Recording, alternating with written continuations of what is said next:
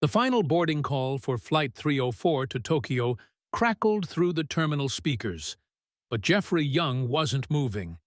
The CEO of Young Enterprises stood frozen in the polished concourse, his $5,000 Italian suit wrinkled by the small, trembling hands clinging to his leg. "Please," the little girl sobbed, her voice cracking with terror that cut through the airport chaos. "Mommy won't wake up." Hundreds of travelers rushed past, eyes sliding over the desperate black child in the red dress, as if she were invisible. Security approached, radios crackling, ready to remove her. Jeffrey checked his watch. 2 minutes until the gate closed on the biggest merger of his career. 2 minutes until he doubled his fortune. The child's grip tightened. Her eyes, wide and pleading, locked onto his. For the first time in 20 years, Jeffrey Young dropped his briefcase. It hit the marble floor with a crack that sounded like his old life breaking. He crouched down, eye level with the girl, as the gate agent's voice announced the final passenger name. His name. "Show me," he whispered. If this story resonated with you, click subscribe and let me know in the comments where you're watching from. Because tomorrow, I will be giving you another story just as crazy as this one. And you don't want to miss it. Don't also forget to smash the like button. Now, let us begin. Jeffrey Young moved through LaGuardia Airport like a shark through water, sleek, fast, and utterly indifferent to everything in his path. His Hermes briefcase swung at his side. His Rolex caught the fluorescent lights, and his Italian leather shoes made sharp, confident clicks against the polished marble floor. He was a man sculpted by success, tall, broad-shouldered, with salt and pepper hair that cost $300 to maintain and a jawline that photographers loved. At 47, he looked like what money could buy. Perfect teeth, tailored suit, skin that had never known manual labor. "I don't care if it's your daughter's wedding, Patterson," he said into his phone, not bothering to lower his voice as travelers scrambled out of his way. "The Hong Kong deal closes in 14 hours. If you're not on that call, you're not on my payroll." He didn't wait for a response. The call ended with a tap of his thumb, and he was already dialing the next number before Patterson's job had finished evaporating. 3 assistants, 2 lawyers, 1 board member who'd questioned his strategy that morning. All of them needed to understand that Jeffrey Young didn't negotiate, didn't compromise, and certainly didn't slow down. The airport was just another battlefield, another place where people moved too slowly and thought too small. He'd been in 7 cities in 5 days. Tokyo would be number 8. The merger waiting for him there would reshape the entire tech manufacturing industry and add another billion to his net worth. Maybe 2 billion if the Korean suppliers caved the way his analysts predicted. A mother with a stroller blocked the corridor. Jeffrey swerved around her without breaking stride, ignoring her startled gasp. A janitor's cart appeared in his path. He pivoted left, phone already pressed to his ear again. "Linda, it's me. Confirm the car's service in Tokyo. I want the Maybach, not that Toyota garbage they tried last time. And tell the Okura to have my suite at 68 degrees. Exactly 68. Gate 37 was still 100 yards away. The departure board blinked. Flight 304 to Tokyo. Final boarding. He had 4 minutes. Plenty of time. Jeffrey Young had built an empire on precision, on understanding that 4 minutes was an eternity if you knew how to use it. People looked at him as he passed. They always did. Women noticed the suit, the watch, the way he carried himself like someone who'd never heard the word no in any language that mattered. Men noticed too, but with different eyes. Envy, resentment, The recognition that they were standing still while he was moving forward. Always forward. His phone buzzed. A text from his brother, the same message he sent every few months. Dad's birthday next week. Will you make it this time? Jeffrey deleted it without responding. Family was another luxury he couldn't afford, another weight that would slow him down. His father had been dead to him for 20 years anyway. The man had wanted him to take over a failing hardware store in Ohio. Ohio. As if Jeffrey Young had been built for anything so small. The final boarding sign pulsed red above Gate 37. Jeffrey could see the gate agent reaching for the microphone, preparing to make the last call. His boarding pass was already in his hand, his trajectory calculated perfectly. 4 more deals like Tokyo, and he'd crack the Forbes top 10. 3 more years, and he'd be untouchable. The phone rang again. He answered without looking at the screen, his eyes fixed on the gate. This is Young. Then something small and desperate crashed into his knees, and for the first time in 2 decades, Jeffrey Young stopped moving. The impact wasn't hard, but it was completely unexpected. Small hands grabbed his leg with the desperate strength of a drowning person clutching a life raft. Jeffrey stumbled, his phone clattering to the floor. The voice on the other end still talking about stock options and merger timelines. "Sir, please!" The voice was high and broken, shattered by sobs. "Please help me." Jeffrey looked down and saw her. A little girl, maybe 6 or 7, with wild, curly hair escaping from 2 uneven ponytails. She wore a bright red dress that had seen better days, white tights with a run down one leg, and scuffed shoes that didn't quite match. Her face was wet with tears, her nose running, her eyes swollen from crying. She wasn't supposed to be here, but children weren't supposed to grab billionaires in airports. This wasn't part of the schedule. "Let go," he said, trying to keep his voice level as he attempted to gently pry her fingers from his suit pants. "I have a flight to—" "Mommy won't wake up!"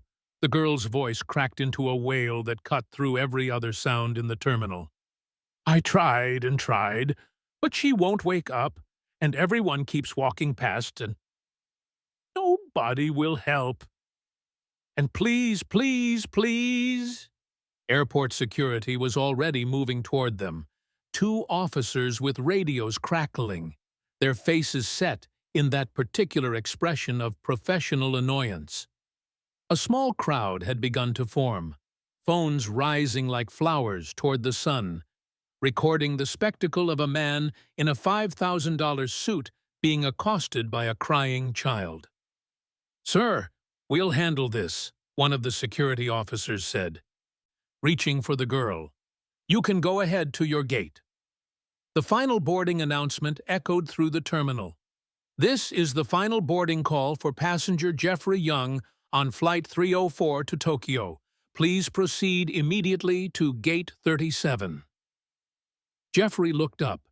The gate was right there, maybe 50 feet away. The agent was looking directly at him, phone to her ear, clearly asking whether to hold the door. The jetway was still attached. He could make it. He should make it. $2 billion was waiting for him on the other side of the Pacific. The girl's grip tightened. "Please, don't leave me," she whispered. And something in her voice, the absolute terror, the complete abandonment, made him look back down. She wasn't looking at his suit or his watch or any of the markers of his wealth. She was looking at his face, searching it with the desperate hope of a child who'd been taught that adults were supposed to help, supposed to protect, supposed to care. She didn't see a billionaire or a CEO or a man with more money than some small countries. She saw someone who might listen. For reasons Jeffrey couldn't explain, couldn't justify, couldn't reconcile with 20 years of ruthless efficiency, He raised his hand and waved off the security officers. "I've got this," he heard himself say. His briefcase hit the marble floor with a crack that seemed impossibly loud. He crouched down, his knees protesting the unfamiliar position, until he was eye-level with the girl. Behind him, he could hear the gate agent's voice, professional and final. "Gate 37 door is now closed." The girl's bottom lip trembled. "You'll help?" Through the terminal windows, Jeffrey watched Flight 304 push back from the gate, its nose turning toward the taxiway, carrying his merger and his $1 billion and his perfectly calculated future away from him. "Show me where your mother is," he said quietly. The girl grabbed his hand with both of hers, her small fingers sticky with dried tears, and God knows what else. She pulled him away from Gate 37, away from Tokyo, away from everything he'd built his life around. And Jeffrey Young, who had never missed a meeting, never broken a schedule, never let anyone or anything stand between him and his next conquest, followed her without looking back. Jeffrey Young had 3 minutes to catch a flight worth $2 billion. He had every reason to keep walking. Security would handle it. Social services would step in. Someone else would help. But he stopped. Subscribe if you've ever been the person who almost walked past someone in need because you were too busy. If you've ever realized that the biggest moments in life aren't scheduled, they interrupt us. If you've ever wondered what would happen if you chose compassion over convenience just once. This channel tells stories about ordinary acts of kindness that change everything for the person who receives them and the person brave enough to give them. If you believe that stopping to help someone costs you nothing compared to what walking past costs your soul, subscribe. Because when that little girl was crying in the airport, hundreds of people walked past. You're watching this story because you wish you'd be different. Prove it. Only people who think their schedule matters more than a child's tears won't subscribe. Anne pulled him through the terminal with surprising strength for such a small child, weaving between travelers who parted like water around a stone. Jeffrey's phone buzzed incessantly in his pocket. His assistant, his lawyers, probably half his board, but he didn't reach for it. The girl's hand was hot and damp in his, her breathing coming in hitching gasps as she led him past the duty-free shops, past the coffee kiosks, toward a section of the terminal that seemed forgotten. Near the restrooms, where the ceiling lights flickered and the floor hadn't been polished recently, there was a row of battered seats that nobody wanted. The kind of place people passed through but never stopped. The kind of place where someone could disappear. "There," Anne whispered, pointing with her free hand. "That's Mommy." At first, Jeffrey thought the woman was sleeping. She was slumped in the corner seat, her head tilted at an angle that suggested exhaustion rather than emergency. But as they got closer, something about the stillness of her body sent ice through his veins. People who were sleeping moved, chest rising and falling, small shifts of position, the subtle animation of life. This woman wasn't moving at all. "Mommy?" Anne released Jeffrey's hand and ran to her mother, grabbing her arm and shaking it. "Mommy, I brought help. Wake up now!" Jeffrey's training kicked in before his mind could fully process what he was seeing. He dropped to one knee beside the woman, his hand automatically going to her wrist to check for a pulse. Her skin was cold, far too cold for the overheated terminal. The pulse was there, but it was weak, irregular, like a bird's heart fluttering behind glass. "Call 911, he barked at a passing businessman who'd stopped to stare. The man fumbled for his phone, hands shaking. Jeffrey was already pulling out his own, dialing with one hand while trying to position the woman so she could breathe better. "This is Jeffrey Young. I need paramedics at LaGuardia Terminal B near Gate 40. Woman, approximately 35, unconscious, weak pulse, cold to the touch. His voice was steady, clinical, the same tone he used to fire people or close deals. Facts, data, action items. But his hands were shaking. He'd seen her clothes before he'd registered her face. A thin jacket that had been washed so many times the fabric had gone papery. Jeans with careful patches at the knees, sneakers with soles worn smooth. This was someone who counted every dollar, who bought nothing that wasn't essential, who probably walked instead of taking the subway to save $2. A folder was clutched in her hand, gripped so tightly that her knuckles had gone white even in unconsciousness. Jeffrey tried to loosen her grip to check if there was medical information inside, something that might help the paramedics. The folder's edge was visible, and printed across it in official corporate typography was a label that made his blood stop. Young Enterprises, Employee Appeal. His company, his name, his logo, that aggressive geometric Y he'd commissioned from a designer in Milan. "Mommy worked for you," Anne said quietly beside him, her voice small and matter-of-fact, as if she'd said this same sentence many times before. "Oh, she said you were a very important man. She said maybe if she could just talk to you, you'd understand." Jeffrey stared at the folder, at the woman's gaunt face, at the child in the red dress who was watching him with eyes that expected nothing and hoped for everything. The sound of sirens rose in the distance, growing louder. Airport security was running toward them now, radios crackling, a small crowd forming. Someone was recording on their phone. The gate agent from 37 appeared, breathless, holding his forgotten briefcase. But Jeffrey couldn't look away from that folder, from those 3 words that suddenly felt like an accusation. Young Enterprises, Appeal. The paramedics arrived in a controlled storm of efficiency. Equipment cases, portable monitors, voices firing questions at him that Jeffrey couldn't answer. What's her name? Does she have any medical conditions? Is she on any medications? What happened before she collapsed? He knew nothing. He was a stranger who'd stopped for a crying child, and now he was kneeling beside an unconscious woman while his career evaporated somewhere over the Atlantic.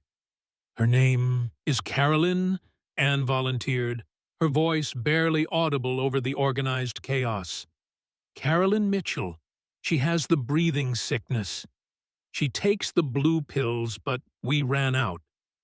The lead paramedic, a woman with gray-streaked hair and kind eyes, looked at Jeffrey with professional assessment. "You're the husband? Father?" "No, I'm—" Jeffrey started, but Anne's hand shot out and grabbed his with desperate strength. "Don't leave," she whispered, and there was such naked terror in her voice that Jeffrey's prepared excuse died in his throat. "Please, don't leave us alone." The paramedics were already loading Carolyn onto a stretcher, moving with practiced urgency. Her vitals were being called out, blood pressure dangerously low, oxygen saturation in the 80s, heart rate erratic. They were lifting her, rolling her toward the ambulance bay, and Anne was still holding Jeffrey's hand with both of hers, her small body pressed against his leg. "We need to move now," the lead paramedic said. "Sir, are you riding with us?" Jeffrey looked back toward the terminal. His briefcase was somewhere on the floor near Gate 37. His laptop held presentations for the Tokyo merger. His luggage was probably already being flagged as abandoned. His phone was buzzing so violently in his pocket, it felt like a small animal trying to escape. He should say no. He should call his assistant, rebook his flight, send the girl with social services. He had done his part. More than his part. He'd stopped. He'd called for help. He'd stayed until professionals arrived. Nobody could ask for more than that. "Please," Anne said again, and when Jeffrey looked down, he saw that her cheeks were wet with fresh tears. "I don't know where the hospital is. I don't know what to do. Mommy said if something happened, I should find a grown-up. And I found you." The paramedics were already moving. The stretcher was being loaded, equipment was being secured, doors were opening. In 30 seconds, they would be gone, and this child would be alone in a system that processed thousands of cases just like hers every single day. "I'll ride with you," Jeffrey heard himself say. The lead paramedic nodded as if this was expected. As if wealthy men in designer suits rode in ambulances every day. "Let's go. Watch your head." Jeffrey climbed into the ambulance, his leather shoes slipping on the metal step, his suit jacket catching on the door frame.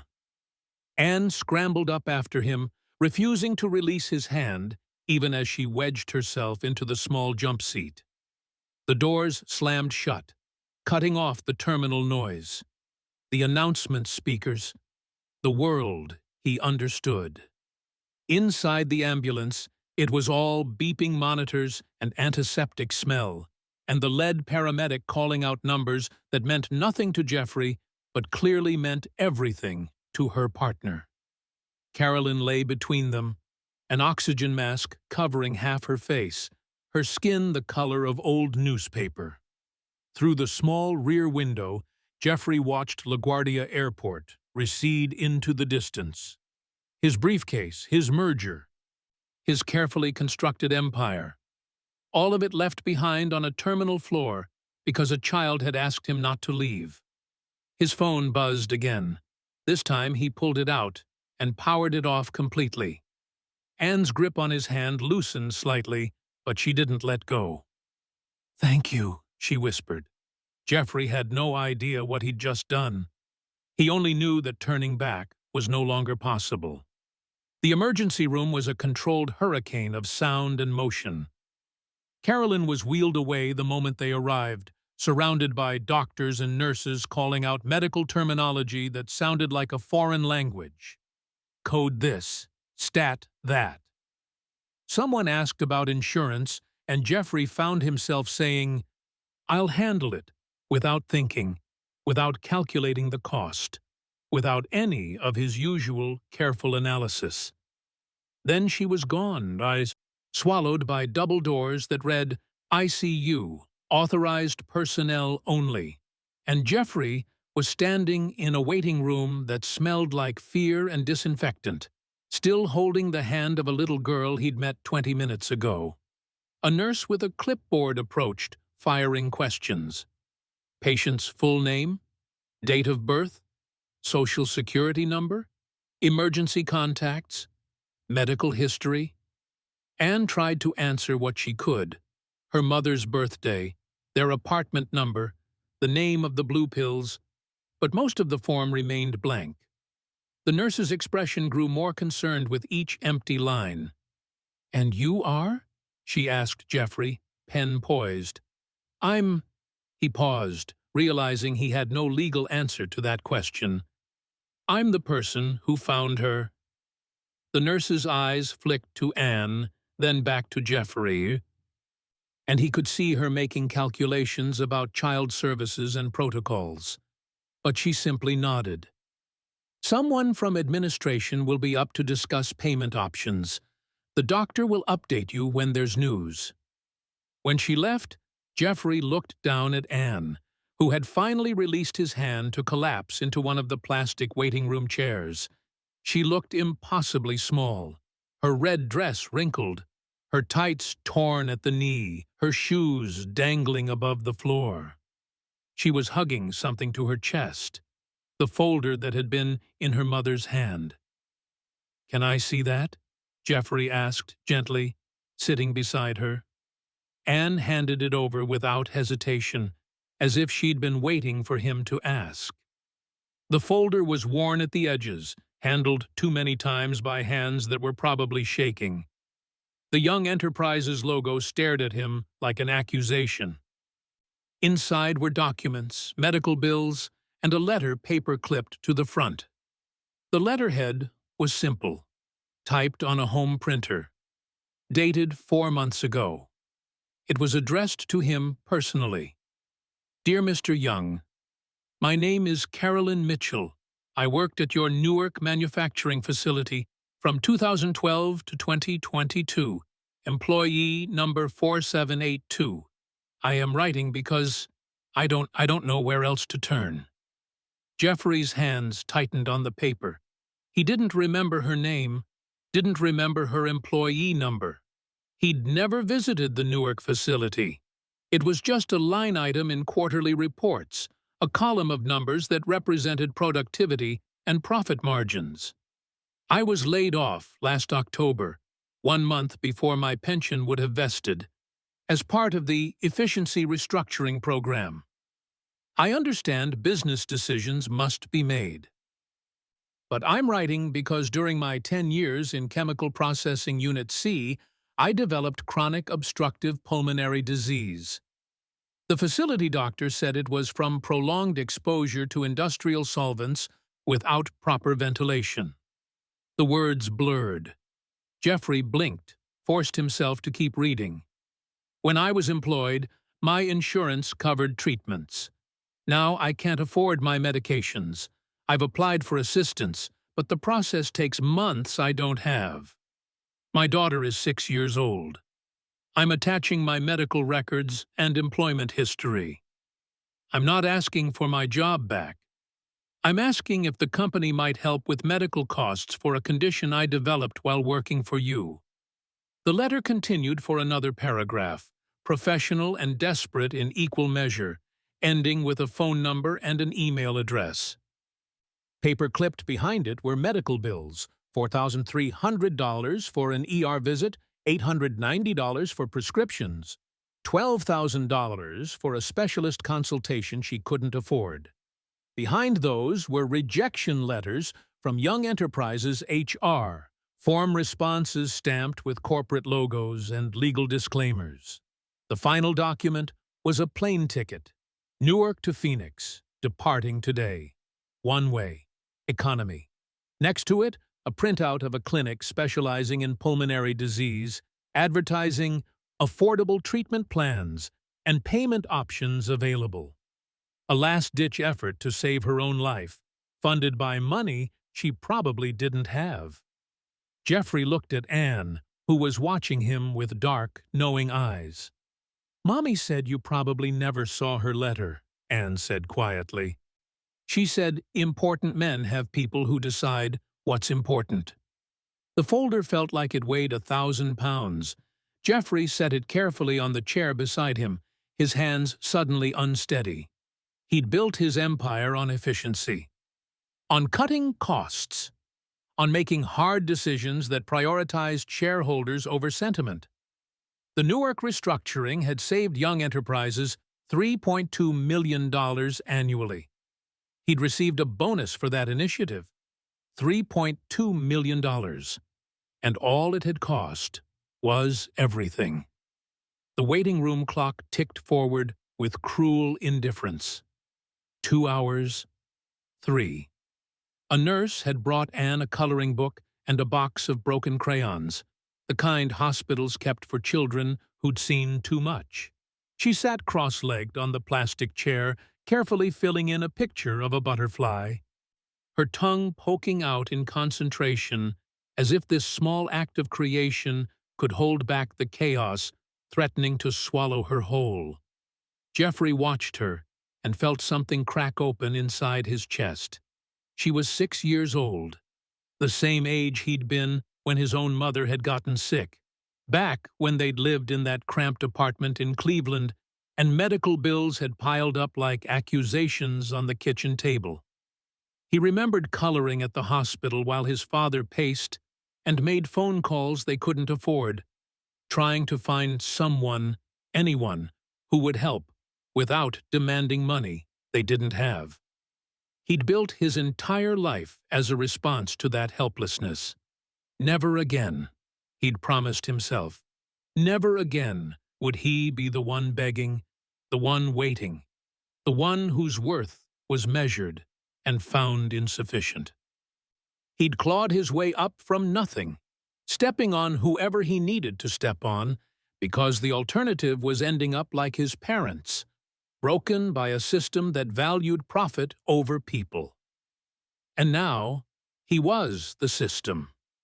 3.2 million in annual savings.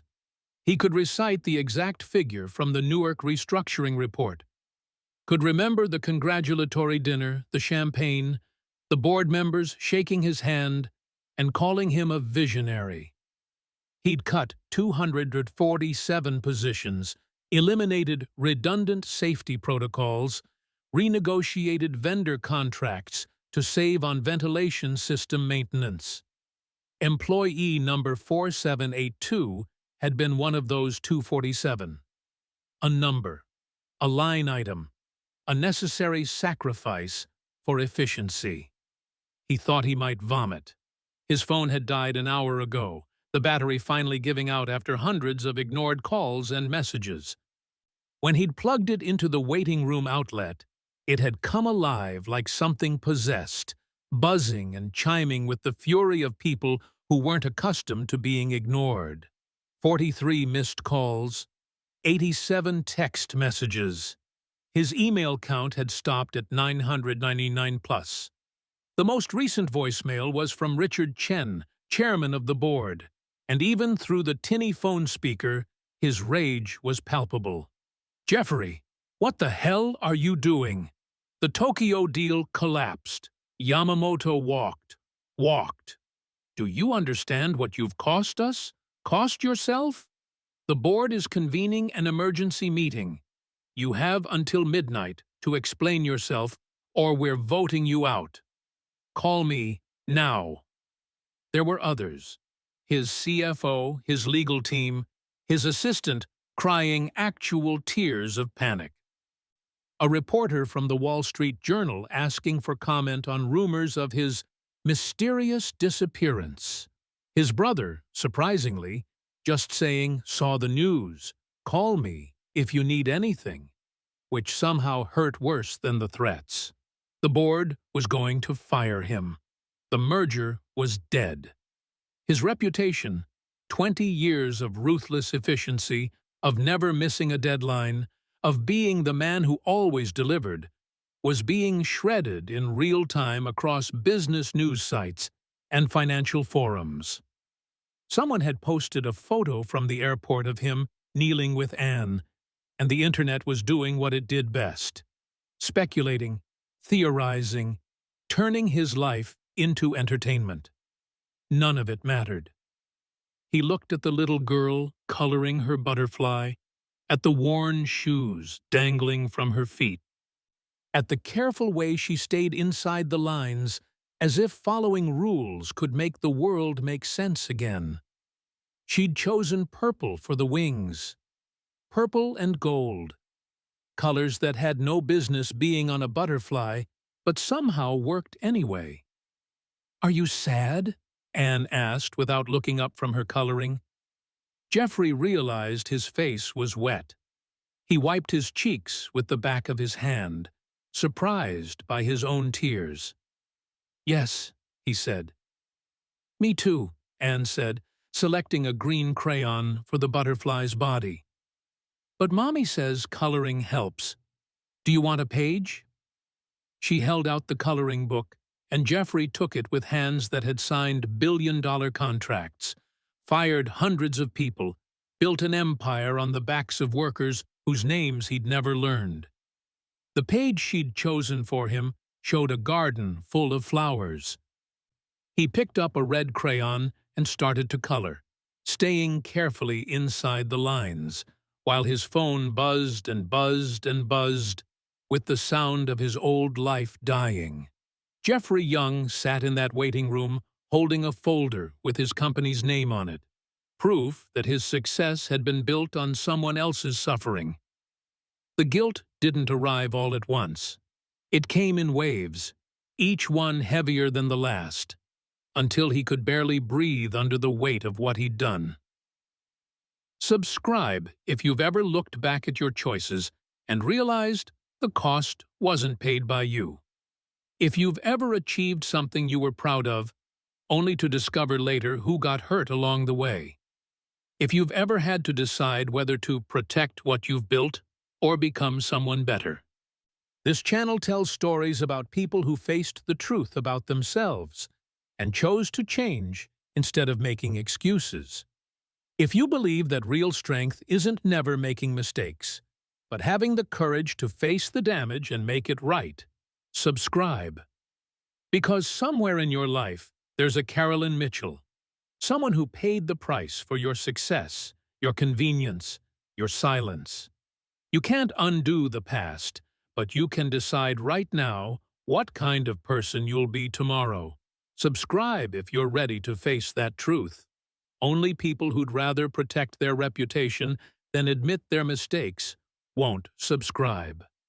The call came at 9:47 p.m., just as Anne had finally fallen asleep with her head on Jeffrey's lap, the coloring book slipping from her small fingers.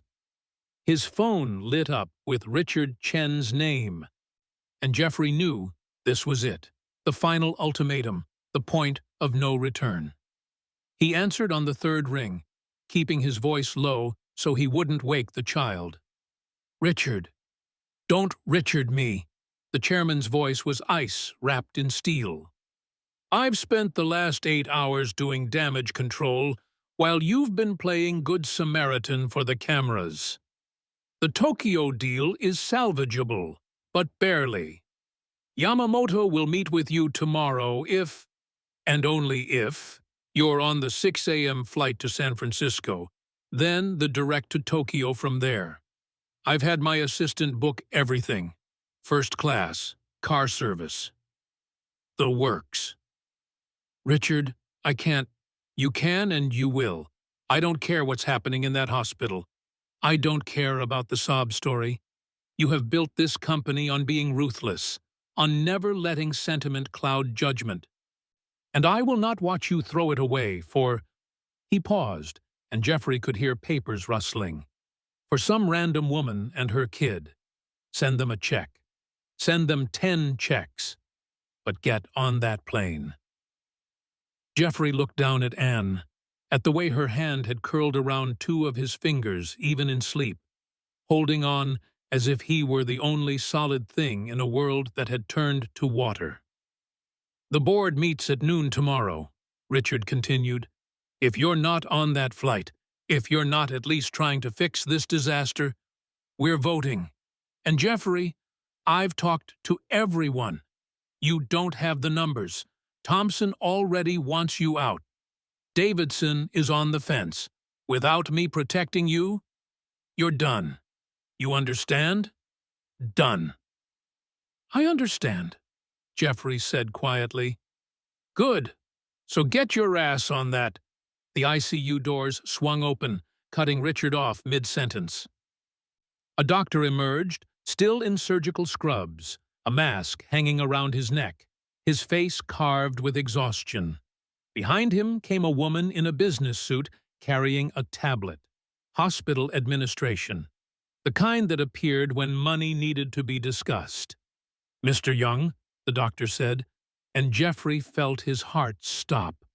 He pulled the phone away from his ear, Richard's voice tiny and distant, still issuing orders and threats. "Yes?" The doctor's expression was grave. "Ms. Mitchell is critical. Her lungs are failing.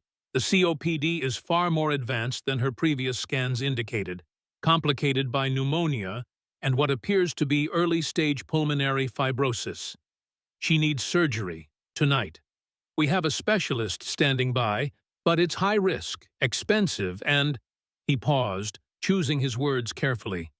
"Without intervention in the next 2 hours, she won't survive the night." The administrator stepped forward, her tablet glowing with numbers and forms. "Mr. Young, the procedure and post-operative care will cost approximately $340,000. Ms. Mitchell has no insurance. We need payment confirmation before we can proceed. Do you have—" Jeffrey reached into his jacket and pulled out his wallet. The black American Express card caught the fluorescent lights. That distinctive titanium weight that had opened every door, solved every problem, bought everything except the things that actually mattered. He handed it to her. Spare no expense. Whatever she needs. The best surgeon. The best equipment. Private room. Everything. The administrator's eyes widened. Sir, do you understand the... I said spare no expense. Richard's voice was screaming from the phone, a tinny wasp sound of fury and disbelief. Jeffrey looked at this device that had ruled his life for 20 years, that had connected him to his empire and disconnected him from his humanity. Jeffrey, Richard was shouting. What the hell are you doing? Answer me! You're making the biggest mistake of your... Jeffrey ended the call. The silence was profound. The doctor was already moving, talking rapidly to the administrator about prep and procedure and specialists. Anne stirred on Jeffrey's lap, her eyes fluttering open, confused and frightened. Is Mommy okay? She whispered. Jeffrey smoothed her hair back from her forehead, a gesture he didn't remember learning. They're going to help her, he said. The best doctors, right now. His phone began ringing again. Richard, then Thompson, then Davidson. The board circling like sharks who'd smelled blood in the water. Jeffrey watched the names flash across the screen. All these people who'd defined his worth, his success, his value as a human being. He powered the phone off and slipped it back into his pocket. Will you stay? Anne asked, her voice very small. Jeffrey looked at the ICU doors, at the place where they were fighting to save a woman he'd never known but had somehow destroyed, whose life had been a line item in his profit margins, whose daughter was looking at him like he was something worth believing in. Yes, he said. I'll stay. The surgery took 4 hours and 37 minutes. Jeffrey knew because he watched every second tick past on the waiting room clock, each movement of the hand feeling like a small eternity. Anne had woken fully around midnight, too anxious to sleep, her small body vibrating with fear that she tried desperately to hide behind a brave face that broke his heart. Tell me a story, she'd whispered around 1 a.m. when the waiting room had emptied except for them and an elderly man who'd been there even longer, his head bowed in prayer or exhaustion or both. Jeffrey couldn't remember the last time anyone had asked him for a story. Business presentations didn't count. Shareholder reports didn't count. Those were numbers and projections and carefully calculated performances. Anne wanted something real, something human, something he wasn't sure he remembered how to give. What kind of story? He asked.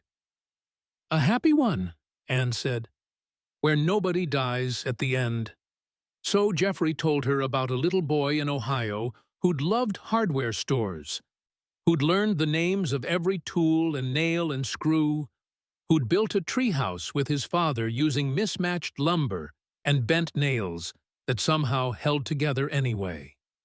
He told her about the smell of sawdust and machine oil, about calloused hands teaching smaller hands how to measure twice and cut once, about the particular satisfaction of creating something real that you could touch and climb and trust to hold your weight. He hadn't thought about that treehouse in 30 years, hadn't thought about his father's patient voice, or the way the wood had felt under his palms, or the pride he'd felt hammering in his first nail all by himself. He'd buried those memories under decades of efficiency and profit margins, convinced that sentiment was weakness, and the past was just dead weight. Anne listened with her head against his shoulder, asking questions that made him remember details he'd thought were lost. What color was the treehouse? Did birds nest in it? Was his father proud? and Jeffrey found himself answering honestly, reaching back through time to touch a version of himself he'd tried so hard to kill. The doctor emerged at 2:17 a.m., and Jeffrey stood so fast he startled Anne, who'd been dozing again despite her best efforts. "She's alive," the doctor said, and those two words carried more weight than any merger, any deal, any billion-dollar contract Jeffrey had ever closed. The surgery went as well as could be expected. "We've stabilized her lungs, cleared the infection, and repaired the damaged tissue, but—" He paused, and Jeffrey's hands clenched. "She's not out of the woods. She's in a medically induced coma. We need to keep her sedated while her body heals. It could be days, maybe weeks. Her response will tell us a lot." "Can we see her?" Anne asked, her voice tiny but determined. The doctor looked at Jeffrey, clearly still assuming some familial relationship he hadn't bothered to correct. "Brief visits. ICU protocol. 5 minutes every few hours." They followed him through the double doors into a world of beeping machines and hushed urgency. Carolyn lay in a bed surrounded by monitors and tubes and equipment that was breathing for her, feeding her, keeping her tethered to life through sheer mechanical will. Her face was peaceful, younger somehow, without the strain of consciousness, and Jeffrey could see Anne in her features. The same curve of cheekbone, the same determined chin. Anne climbed onto the chair beside the bed and took her mother's hand, careful of the IV line. "I brought help." "Mommy," she whispered, "just like you said. I found a grown-up and he stayed." Jeffrey stood at the foot of the bed, watching this child tend to her mother with practiced care, adjusting the blanket, smoothing back hair, checking that the monitors were still beeping their steady rhythm. She'd done this before, he realized, had probably been doing it for months, playing nurse and guardian to a woman who was disappearing by degrees. "Mr. Young," the nurse said gently, "5 minutes." They returned to the waiting room, to the plastic chairs and flickering lights and eternal clock. Anne curled up beside him, and this time, when she took his hand, it felt less like drowning and more like anchoring. "Thank you for staying," she said, her eyes already closing. "Most people don't."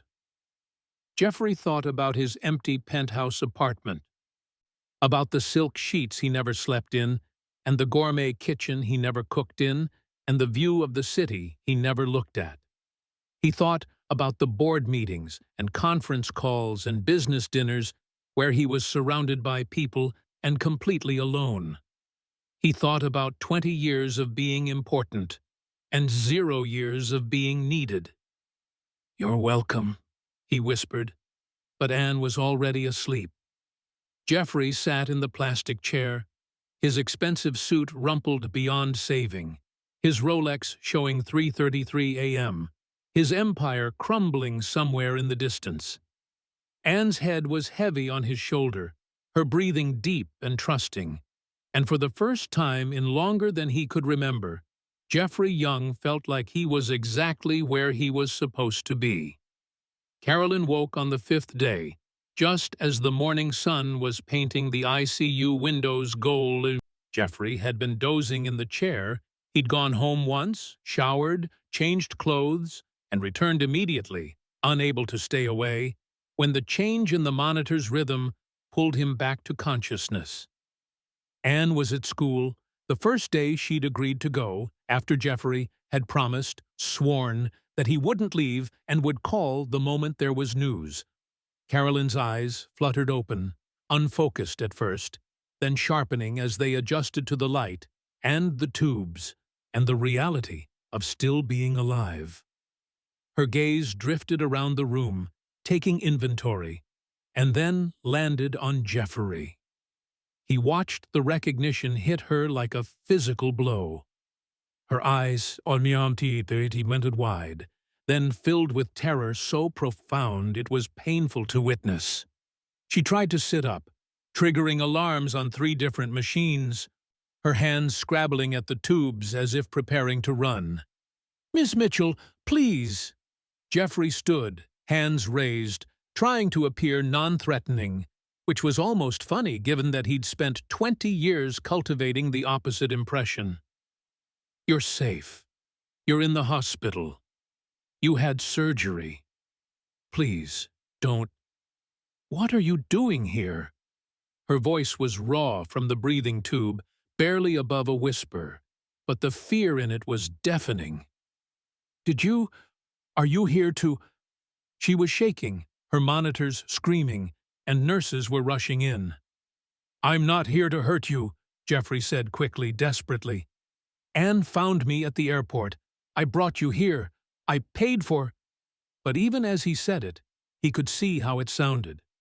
The billionaire showing up beside the hospital bed of the woman who'd tried to sue him, who'd written letters he'd never read, who'd dared to ask for help.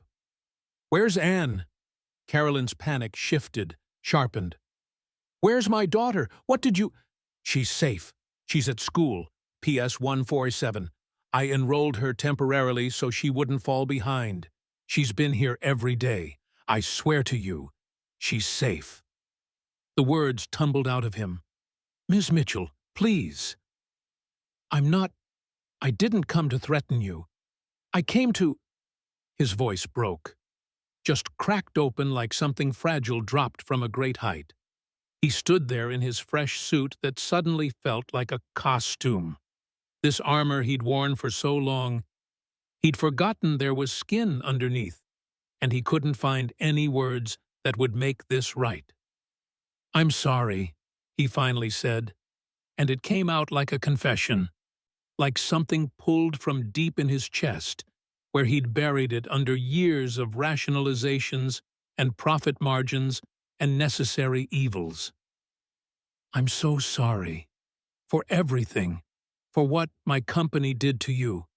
For the letter I never read. For—" He gestured helplessly at the hospital room, at her body still recovering from damage his policies had caused. "For all of it." The nurses had stabilized her, adjusted her monitors, checked her vitals.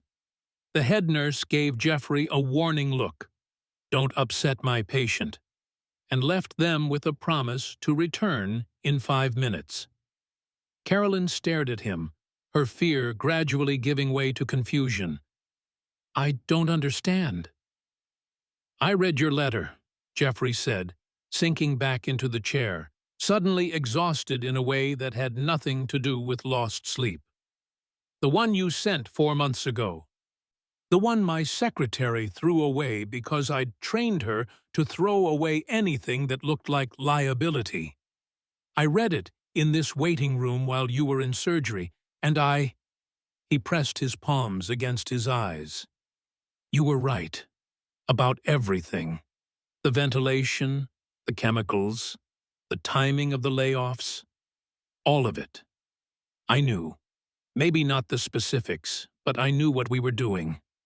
I knew, and I did it anyway, because it saved money." "Why are you telling me this?" Carolyn's voice was still wary, but something in it had shifted. "Because you deserve to know that you were right to be angry. Right to ask for help. Right about all of it." Jeffrey lowered his hands. "And because, in the last 5 days, I've had a lot of time to think about what kind of man I've become, what kind of legacy I'm building." "Your merger," Carolyn said weakly. "Anne told me you missed your flight. The merger's dead. So is my position as CEO probably. The board voted me out 2 days ago.